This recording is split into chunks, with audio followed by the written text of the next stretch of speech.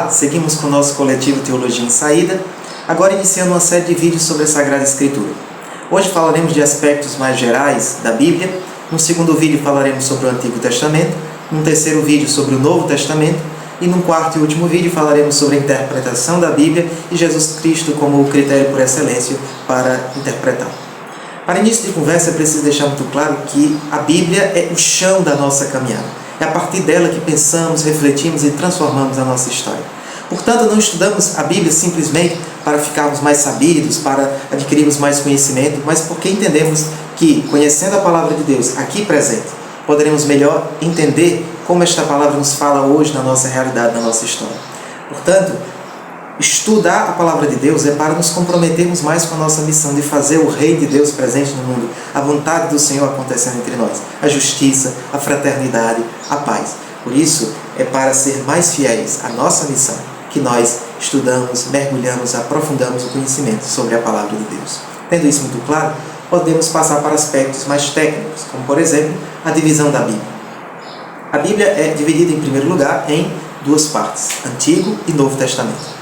O Antigo Testamento traz justamente essa história da revelação de Deus a um povo, como um Deus libertador, um Deus que sente as angústias desse povo, seus clamores, e desce para libertá-los porque se importa com sua vida. Faz aliança com esse povo, ensina a sua vontade, dá seus mandamentos, orienta esse povo por meio dos profetas. E o Novo Testamento apresenta a plenitude dessa revelação que se dá em Jesus de Nazaré. Aquele que anuncia o reino de Deus, que mostra Deus como um Pai todo amoroso, que forma uma comunidade para levar adiante esta missão de fazer o reino de Deus presente no mundo. A Bíblia também é dividida em livros. No caso da Bíblia Católica, são 73 livros, 46 no Antigo Testamento e 27 no Novo.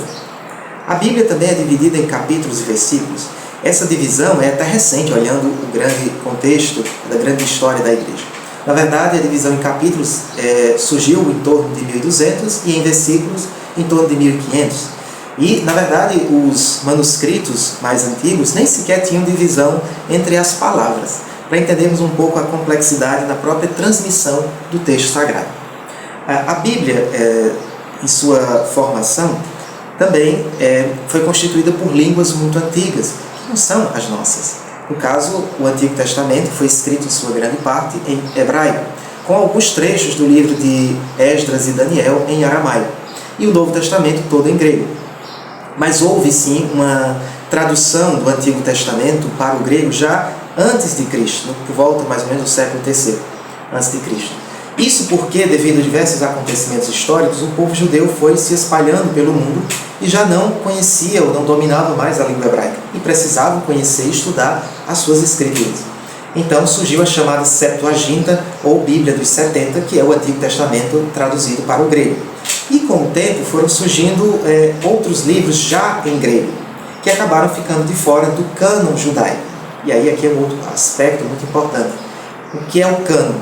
É, digamos assim, a lista dos livros considerados sagrados, inspirados por Deus. Os judeus fecharam seu cânon muito cedo, por volta do final do primeiro século da era cristã, no chamado concílio ou sínodo de Jamnia ou Avner, de modo que um dos critérios foi justamente aqueles livros que já tinham nascido em grego ou então que não havia um original em hebraico na época. O nosso cânon foi fechado muito depois, embora ao longo do tempo os cristãos continuaram usando esses livros que os judeus deixaram fora da sua lista. Embora não houvesse também unanimidade no uso desses livros, em boa medida não eram os mesmos. A igreja só sentiu a necessidade, a urgência de fechar o seu cânon por volta do século XVI, no Concílio de Trento, logo após Lutero, com a sua reforma, ter deixado de fora da sua Bíblia, como livros sagrados, inspirados, e alguns livros que não eram reconhecidos pelo cânon judaico. Na verdade, Lutero quis adotar a lista, ou seja, o cânon judaico na sua Bíblia. Por isso que a Bíblia protestante tem 7 livros a menos que na nossa Bíblia católica. Depois, por volta de 1546, no Concílio de Trento, foi quando a igreja fechou o seu cânon, ou seja, a lista dos livros sagrados, esses 73, e na ordem que hoje nós adquirimos. Um aspecto também relevante é perceber os manuscritos ou materiais em que a Bíblia foi escrita, os vários textos. Desde pedra até pergaminho, que era couro de camelo ou de ovelha, e papiro, que era um material mais barato, porém mais frágil, porque era de origem vegetal.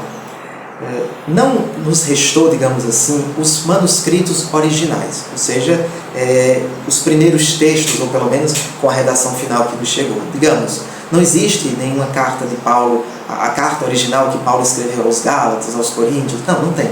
Na verdade, nenhum texto original. O que nós temos são cópias das cópias, né? Existem, de fato, milhares de fragmentos dos textos bíblicos. Porém, cópias mais ou menos completas são poucas. Nós temos do Antigo Testamento em hebraico o Códice de Alepo, que é por volta do ano 960 depois de Cristo, e o Códice de Leningrado, que é por volta de 1008 depois de Cristo. Portanto, códice aqui se refere ao formato do livro, ou seja, mais ou menos costurado como são os livros hoje. O outro formato comum na antiguidade era de rolo, né? Portanto, é bom observar que as cópias mais antigas completas que nós temos no Antigo Testamento em hebraico são de mais de 1000 anos depois desses textos terem sido concluídos.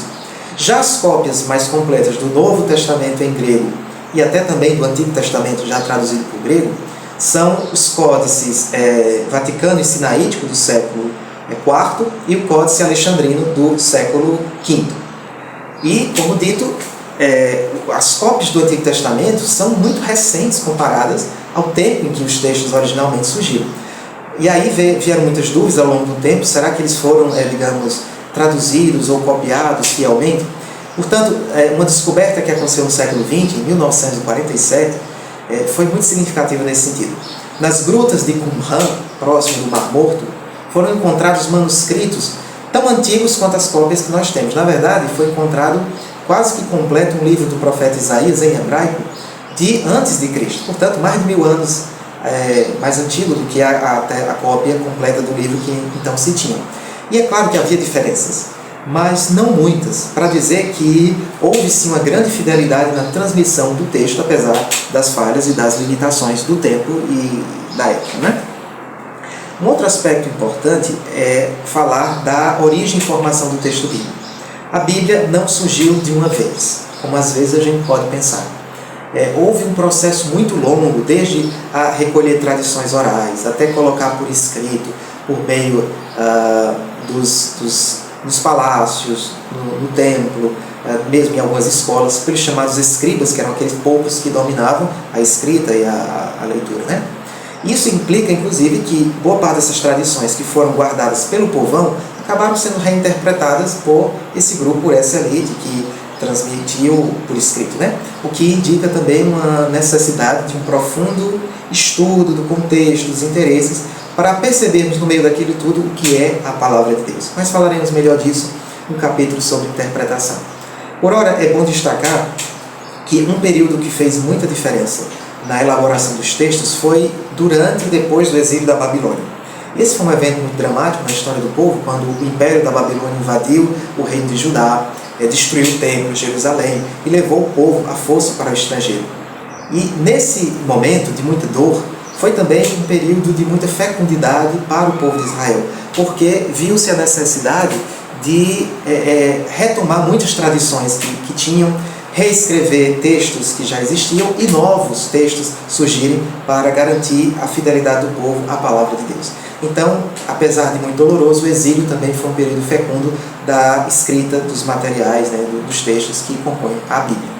No próximo vídeo falaremos um pouco mais sobre isso, ao tratar do Antigo Testamento. Desejamos que vocês estejam cada vez mais inspirados em aprofundar o estudo da Palavra de Deus para melhor assumir e viver a vontade dele hoje. Até o próximo vídeo.